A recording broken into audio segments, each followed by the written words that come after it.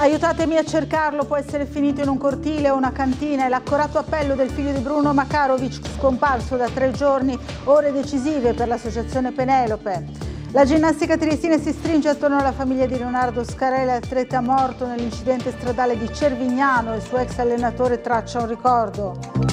Arresto cardiaco al campo di calcetto. Un giovane è stato salvato dai compagni guidati dai sanitari al telefono con il defibrillatore. Chiude stasera alle 20 in entrambe le direzioni il raccordo autostradale fra Sistiana e Prosecco per sistemare la base del nuovo ponte, possibili code. Taglio del debito comunale di Trieste, l'assessore Bertoli, pensiamo al futuro di Trieste, il Dem russo, hanno i soldi perché non hanno speso per la città. Tanti laboratori, tra i quali quello del Fabbro, alla 33esima edizione di BioEst, Fiera dei prodotti naturali, fino a domani al Parco di San Giovanni fra novità e tradizione. Anche gli alpini di Trieste sono pronti per il raduno del Triveneto a Bibione, stasera alle 20:30 e domani alle 7:30 la diretta su Tele4. Buonasera dal telegiornale di Tele4, ancora senza esito le ricerche di Bruno Makarovic, l'86enne scomparso 3 giorni fa dalla casa di riposo del rione di Borgo San Sergio a Trieste. Il figlio lancia un appello a chiunque avesse informazioni sul padre affetto da demenza senile. Sentiamo. Vi chiedo di aiutarci perché mio padre è da 3 giorni che non si trova, sono passati 3 notti, di cui la prima ha piovuto, ha 86 anni, è in stato confusionale, soffre di demenza senile come tanti anziani ed è uscito da solo in Borgo San Sergio e non si sa dove sia finito. Sono tutti che lo stanno cercando e non abbiamo segnalazioni. Questo è l'appello del figlio di Bruno Makarovic, l'86enne scomparso dalla casa di riposo Santa Chiara, struttura sita nel rione di Borgo San Sergio in via Maovaz 12. Accanto a lui a dare sostegno c'è l'associazione Penelope, a Trieste già coinvolta nel caso Resinovic nella difesa legale della famiglia della vittima e in questo caso scesa in campo per dare una mano nelle ricerche. E siccome sono ore cruciali, non vi fate scrupolo, ogni minimo dubbio chiamate perché sono veramente ore decisive e così potete aiutare anche la famiglia che è tanto in ansia per questo signore che è in un momento di difficoltà. L'allarme è stato dato dalla famiglia dopo che il signor Bruno aveva fatto perdere le sue tracce verso le 18 del 12 giugno. L'associazione Penelope ha reso disponibili i cani molecolari per cercare l'86enne. Bruno è alto 1,68 m circa, è di corporatura robusta, ha gli occhi marroni ed è parzialmente calvo. Ricordiamo come è vestito? Ha un giubbotto blu, pantaloni blu e una maglietta V grigia e delle pantofole tipo quelle degli anziani con lo strap. Può essere che sia nelle cantine, nei scantinati, nei vostri giardini, per cui ognuno dobbiamo guardare sotto casa e allertarci, chiamare subito il 112 o il commissariato di Valmaura. Visto che non abbiamo avuto segnalazioni in città e dopo 2 giorni che l'abbiamo cercato in tanti non l'abbiamo trovato, si presume sia nella zona, nascosto in qualche posto, in qualche bosco o in qualche giardino. Grazie all'associazione Penelope siamo qua per fare questo appello e chiederci a tutti di aiutarci a trovarlo. La ginnastica triestina ha ricordato con un minuto di silenzio il giovane 21enne Leonardo Scarelli, morto tragicamente per le conseguenze di un incidente stradale. L'atleta aveva calcato le pedane della SGT. Vediamo. Lo staff e gli atleti della ginnastica triestina sono stati molto provati da questa terribile notizia e siamo vicini al dolore della famiglia. Raggiunto telefonicamente da Tele4, Fabrizio Mezzetti, istruttore di ginnastica artistica maschile presso la Società Ginnastica Triestina, ha conosciuto da vicino Leonardo Scarell, da tutti chiamato Leo, il 21enne vittima del tragico incidente stradale avvenuto a Cervignano lo scorso martedì. Leonardo, oltre a essersi diplomato all'Istituto Nautico di Trieste, aveva calcato le pedane della ginnastica triestina. Tanta dedizione allo sport, una vera passione e tanta attenzione ai particolari. Ieri sera, al saggio della sezione ginnastica artistica maschile della SGT al Palatrieste, un minuto di silenzio per ricordare Leo. Come altri ragazzi anche in passato lui ha frequentato la ginnastica triestina, venendo però dall'artistica Isonzo e soprattutto abitando fuori Trieste. Questo denota un maggior impegno sia fisico che mentale rispetto a chi frequenta e vive invece a Trieste, quindi in città. A volte capitava, in vista di qualche gara, che si faceva scoraggiare perché non riusciva a fare un movimento tecnico come lui voleva. Si scoraggiava, ma dopo un intervento di noi allenatori per assicurarlo che lui in quel momento poteva fare quello che gli veniva richiesto, dopo pochi minuti lo eseguiva in maniera molto corretta e sul suo volto ricompariva il sorriso. Questo secondo me è quello che più lo caratterizzava, quindi dallo scoramento al sorriso era un attimo e riacquistava un po' fiducia in se stesso. Arresto cardiaco al campo di calcetto, un giovane è stato salvato dai compagni guidati dai sanitari al telefono attraverso l'uso anche del defibrillatore. Vediamo. Lo hanno salvato i compagni di calcetto che, resisi conto della gravità della situazione, hanno utilizzato il defibrillatore, guidati al telefono dagli operatori sanitari della Sores. È accaduto ieri sera intorno alle 20 a un giovane calciatore amatoriale 24enne che ha subito un arresto cardiaco durante una partita di calcio a 7 nel campo sportivo di Moraro, in provincia di Gorizia. Quando il ragazzo si è accasciato a terra, i compagni hanno chiamato subito il 112 e hanno iniziato le manovre di rianimazione cardiopolmonare anche con l'utilizzo del defibrillatore in dotazione all'impianto sportivo. Tutte le fasi di manovra sono state guidate al telefono dall'operatore della Sores del Friuli Venezia Giulia, che ha nel frattempo inviato sul posto vari mezzi per rispondere all'emergenza. 2 minuti prima dell'arrivo della prima ambulanza e dell'automedica, il cuore del giovane aveva già ripreso a battere spontaneamente. Il paziente tuttavia è stato intubato dai sanitari e trasportato in codice rosso all'ospedale triestino di Cattinara, dove è stato accolto in prognosi riservata. Una notizia che riguarda la balneabilità prima di passare alla viabilità. Allora, le acque contaminate in Friuli Venezia Giulia dopo nuovi test sono di nuovo balneabili. L'assessore all'ambiente Scoccimarro dice via libera per Staranzano, Muggia e Monfalcone.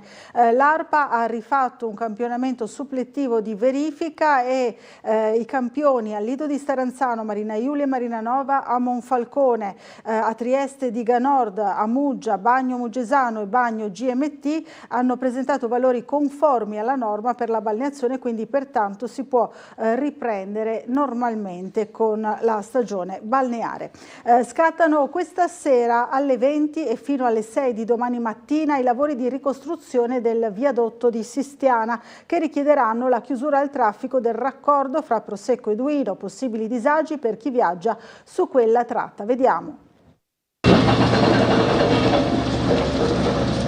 Lo scorso 14 aprile è ricordata come una giornata da incubo per tanti automobilisti. L'abbattimento del ponte autostradale di Sistiana aveva provocato lunghe code sul Carso e lungo la costiera. Questa notte nuova chiusura per la posa di 3 grandi tronconi che andranno a formare il nuovo viadotto, ma l'impatto sul traffico dovrebbe essere minore rispetto all'altra volta, come ha spiegato in settimana l'assessore alle infrastrutture della regione Amirante. I lavori sono stati organizzati in questo fine settimana ovviamente perché ci sono diversi appuntamenti sia istituzionali sia legati agli spettacoli tipici dell'estate, per evitare ovviamente di selezionare una data non idonea. Attenzione dunque per chi viaggia tra Trieste e Monfalcone alla nuova viabilità provvisoria scattata nel primo pomeriggio di oggi. Già attivata la deviazione per lo scambio di carreggiata, chiudendo la direzione per Trieste del raccordo autostradale e portando entrambi i sensi di marcia nella carreggiata per Venezia, al fine di posizionare le 2 autogru necessarie per la sostituzione del sovrappasso.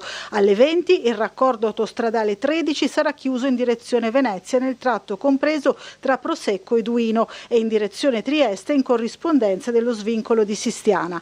Inizieranno a quel punto le operazioni di posa delle 3 travate metalliche per una durata presunta di 10 ore, ossia fino alle 6 di domani mattina, quando il raccordo tornerà nuovamente percorribile con lo scambio di carreggiata già sperimentato, che si protrarrà fino alle 9 circa, considerato il tempo di 3 ore necessario allo smobilizzo delle gru.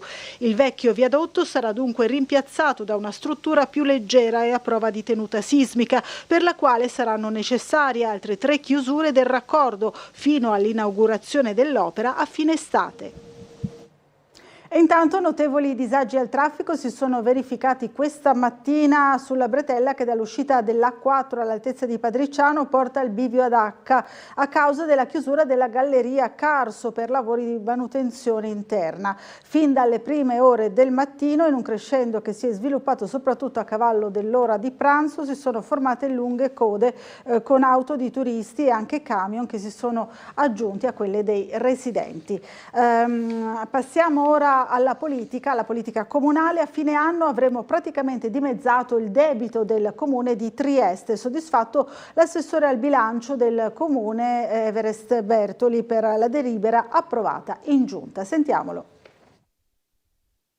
Al 1° gennaio del 2024 eravamo attorno ai 69 milioni di euro. Con questa operazione e con anche quello che pagheremo fino a fine anno si scende sotto i 40 milioni di euro, praticamente dimezzato.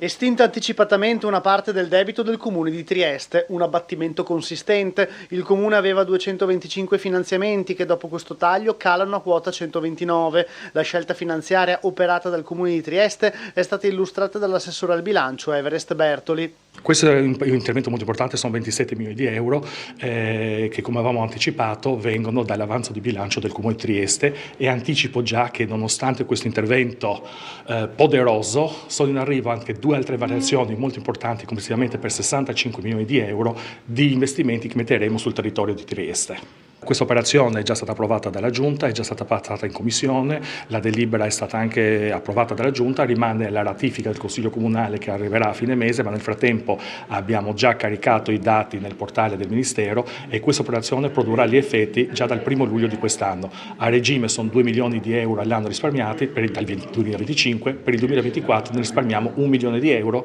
che servirà per alimenterà l'avanzo delle variazioni di bilancio che stiamo portando adesso. Un'operazione fatta, sottolinea Bertoli, guardando al futuro delle nuove generazioni. Non c'è cosa più importante per un'amministrazione comunale, per un'amministrazione politica, di poter lasciare alle prossime generazioni la possibilità, la libertà di scegliere. Estinguendo, quasi stiamo dimezzando in questo momento il debito del comune di Trieste, noi non solo avremo degli effetti positivi di 2 milioni di euro sulla spesa corrente ogni anno, ma soprattutto, e si rivolge ai giovani, a chi ha 10, 12 anni e chi deve nascere ancora, lasceremo un comune senza debiti. È stato possibile ridurre parte del debito pubblico del comune perché non hanno speso i soldi per mandare avanti tante opere, così invece il consigliere comunale del Partito Democratico Francesco Russo. Sentiamolo. La verità è che il fatto che si possa avanzassero dei soldi per estinguere dei debiti in maniera anticipata e che ce ne siano ancora molti altri, perché noi faremo una variazione di bilancio molto ricca per il nostro comune tra qualche settimana. Cosa significa? Significa soprattutto che negli ultimi anni non si è speso. Cioè la notizia negativa, dietro questa notizia apparentemente positiva, e che in parte lo è, perché ripeto, abbiamo tutti un debito minore, abbiamo circa 200 euro a testa di debito come cittadini triestini, insomma, molto meno di altre città. Ma la notizia invece negativa è che questi soldi avanzano perché negli ultimi anni non sono stati spesi. Perché non sono stati spesi? Ma è abbastanza evidente, insomma, noi abbiamo un sindaco che negli anni è stato famoso per le cose fatte, no? Il sindaco del fare. Negli ultimi anni dello scorso mandato e anche di questo è un sindaco che ha visto bloccarsi tutte le opere pubbliche a Trieste. Pensiamo al tram, pensiamo alla piscina terapeutica, pensiamo alle operazioni sulla fiera, pensiamo a come sono ridotte le strade triestine, i marciapiedi di Trieste, e quindi avanzano dei soldi. E poi voglio ricordare una cosa molto semplice all'assessore Bertoli. E se oggi il comune può fare quell'operazione è anche grazie al fatto che le tasse e lo dico a un'amministrazione di destra che sulle tasse insiste sempre, le tasse di Trieste, quindi i cittadini che pagano, sono le più alte della regione, sono al massimo. L'addizionale IRPEF a Trieste è al massimo. Quindi diciamo oggi l'assessore ha le tasche piene, ma ha le tasche piene perché ha un po' vuotato le tasche dei triestini. Caos nel Movimento 5 Stelle regionale, botta e risposta a Capozzella Danielis, innescato da un fuori onda del coordinatore provinciale di Pordenone durante una riunione del movimento. Vediamo. Tensione a 5 Stelle. Volano gli stracci nel movimento tra Mauro Capozzella, coordinatore provinciale di Pordenone, ed Elena Danielis, coordinatrice regionale del movimento. La bufera è scoppiata dopo un fuori onda durante una riunione. Secondo Danielis, Capozzella, tenendo inavvertitamente il microfono attivo, si sarebbe lasciato andare a dichiarazioni pesanti e offensive volte a minare il coordinamento regionale. Affermazioni, si legge in una nota della Danielis, non accettabili. Ho chiesto pubblicamente e in piena trasparenza le sue dimissioni. La replica di Capozzella non si è fatta attendere, ma non nel merito del fatto, quanto nella comunicazione ufficiale di richiesta di commissariamento del Movimento 5 Stelle regionale, inviata al presidente Giuseppe Conte. Oggi in Veglia Friuli è intervenuta anche la consigliera regionale Maria Rosaria Capozzi, che ha rilasciato un commento interpellata da Monica Nardini. Ma nel corso di questi ultimi mesi sono state sostenute dal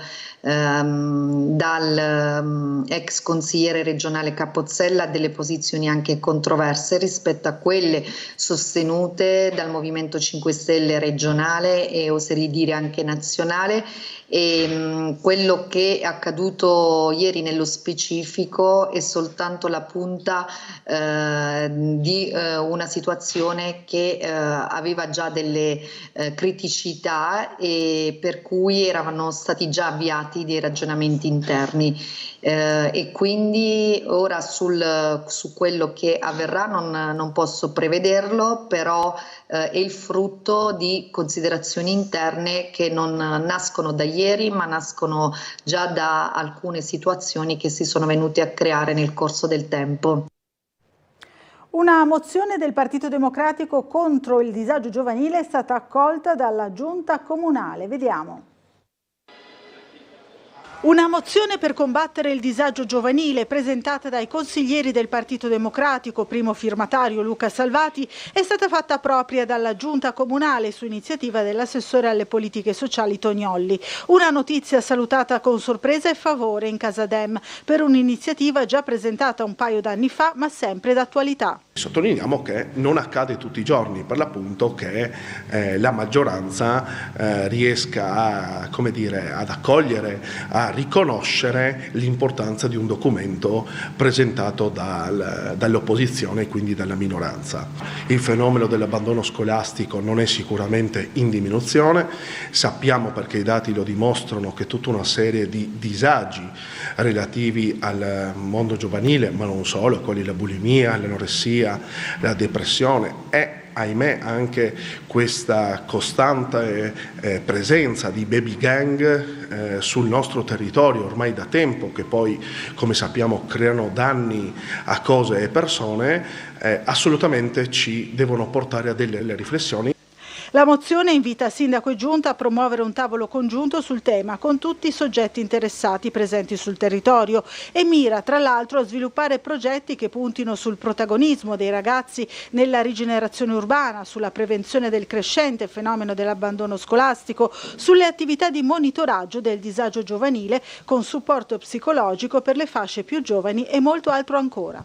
Una maggior sinergia, coordinamento tra la polizia locale, le forze dell'ordine, i servizi del comune e gli altri soggetti preposti per creare dei presidi costanti sul territorio, piazze e giardini e le altre zone segnalate dalla cittadinanza.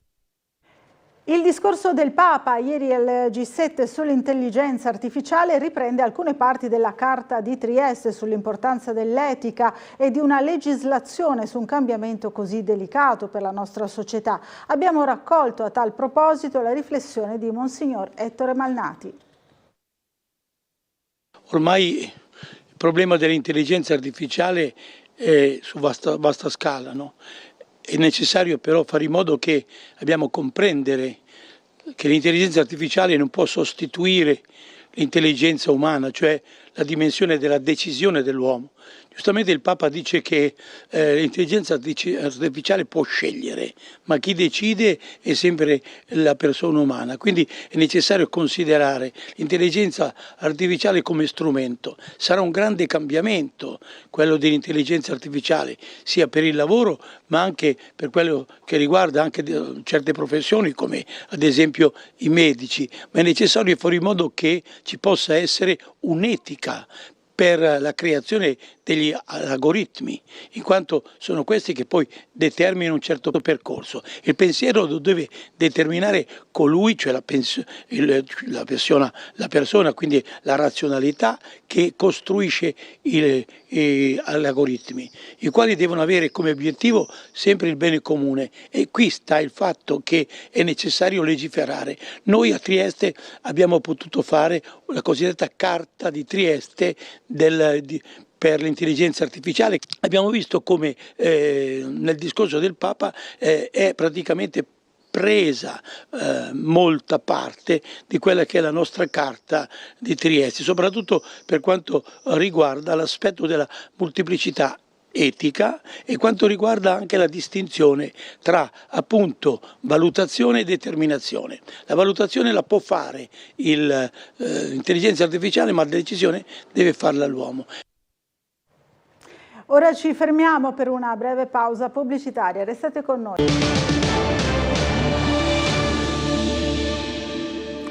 Sono quasi 1 milione i contribuenti del Friuli Venezia Giulia, tutti spiati dalle banche dati digitali. Nonostante la tecnologia, però, resta alto il numero degli evasori. L'analisi della CGA di Mestre.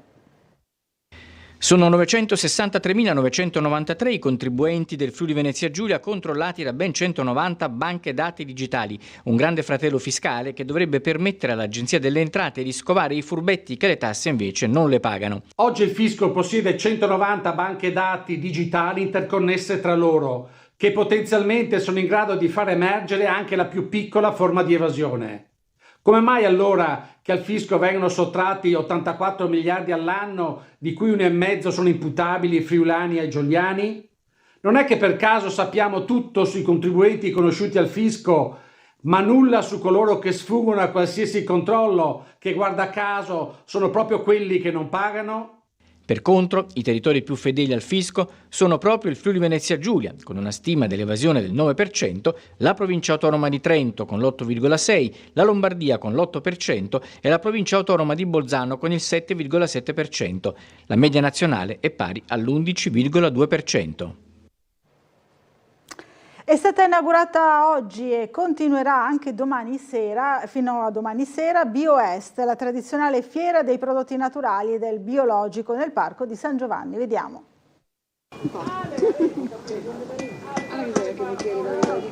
Qua con i miei compagni proponiamo una dimostrazione di arte di antichi mestieri, cioè ferro battuto, in questo caso ci stiamo scaldando con dei cunei.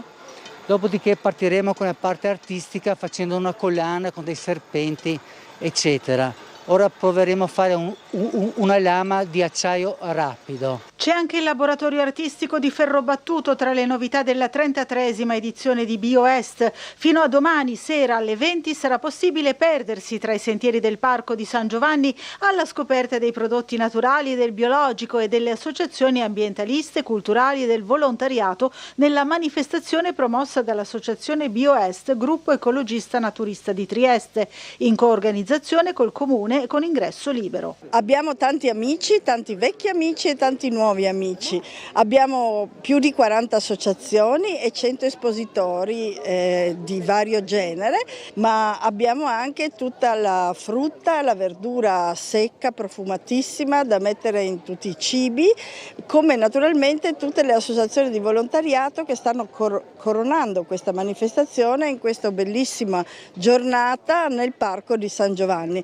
Come Come tradizione consolidata, anche in questa edizione sono stati organizzati numerosi laboratori per adulti e bambini, oltre a passeggiate, visite all'apiario con assaggi di miele a cura del Consorzio Apicoltori Trieste e intrattenimenti musicali, oltre alla presentazione di prodotti fortemente legati alla tradizione e insieme innovativi.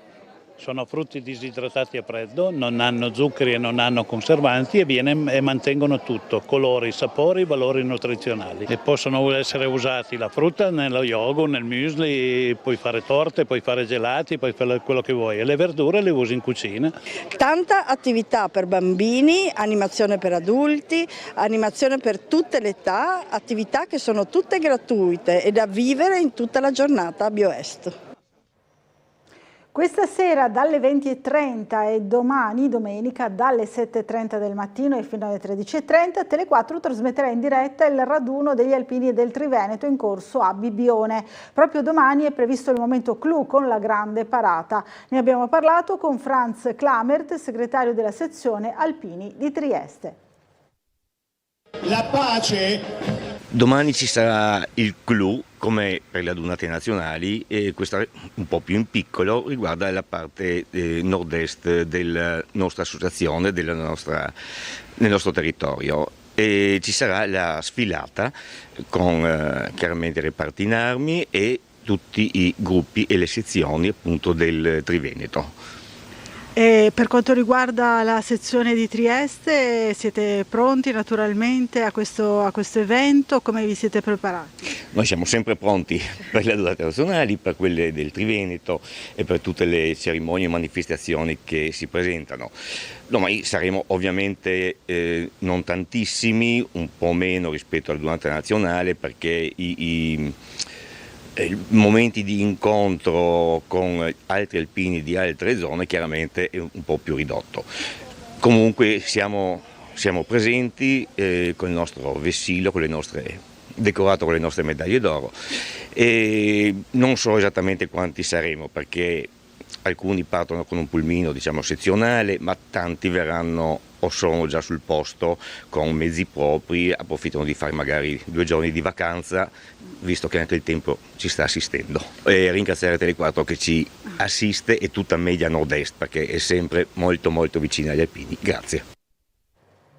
Partita questa mattina la regata Muggia-Portorose-Muggia con 72 barche iscritte. Il segnale di avviso è stato dato a mezzogiorno -5 e quindi a mezzogiorno i natanti sono partiti per dare il via alla 47esima edizione della regata. Domani ci sarà la seconda prova per entrambe le flotte, traditional e hybrid. Sempre domani dalle 19:30 verranno le premiazioni con la festa annessa che andrà in scena al Circolo della Vela di Muggia. È tutto per questa edizione, grazie per averci seguito e buon proseguimento di serata.